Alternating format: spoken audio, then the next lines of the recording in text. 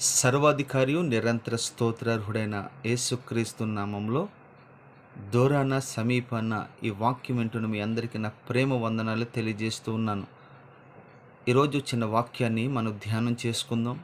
ప్రియుడా, నువ్వు ఆత్మల్లో వర్ధిల్లుచున్న ప్రకారము అన్ని విషయాలలో నువ్వు వర్ధిల్లుదువు అని వాక్యం సెలవిస్తుంది.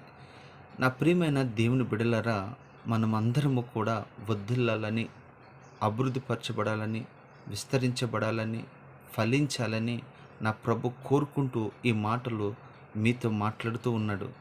ప్రతి క్రైస్తవుడు కూడా వర్ధిల్లాలి. దేనిలో మనం వర్ధిల్లాలి అని అంటే, నీవు ప్రతిరోజు కూడా వాక్యం చదివే విషయంలో వర్ధిల్లాలి, ప్రార్థించే విషయంలో వర్ధిల్లాలి, ప్రకటించే విషయంలో వర్ధిల్లాలి, పరిచర్య చేసే విషయంలో వర్ధిల్లాలి, విశ్వాసంలో వర్ధిల్లాలి. ఇలాగ ఆత్మ సంబంధమైన విషయంలో రోజు రోజుకి నువ్వు వృద్ధి పొందుతూ, అభివృద్ధి పొందుతూ నువ్వు వచ్చినప్పుడు ఖచ్చితంగా నీ అవసరతలన్నీ కూడా, నీ కుటుంబ అవసరతలన్నీ కూడా దేవుడు తన మహిమలో తీర్చునుగాక. మనమందరము కూడా ఆధ్యాత్మికంగా వర్ధిల్లాలి. ప్రభు అంటాడు కదా, నా నీతిని, నా రాజ్యాన్ని మొదటగా మీరు వెతకండి, మీకు ఏది అవసరమో దాన్ని నేను మీకు అనుగ్రహిస్తానని ప్రభువారు సెలవిస్తూ ఉన్నారు. గనుక మనమందరము కూడా అన్ని విషయాల్లో, ఆత్మ సంబంధం విషయాల్లో మనం వర్ధిల్లుదుముగాక. ఆమెన్.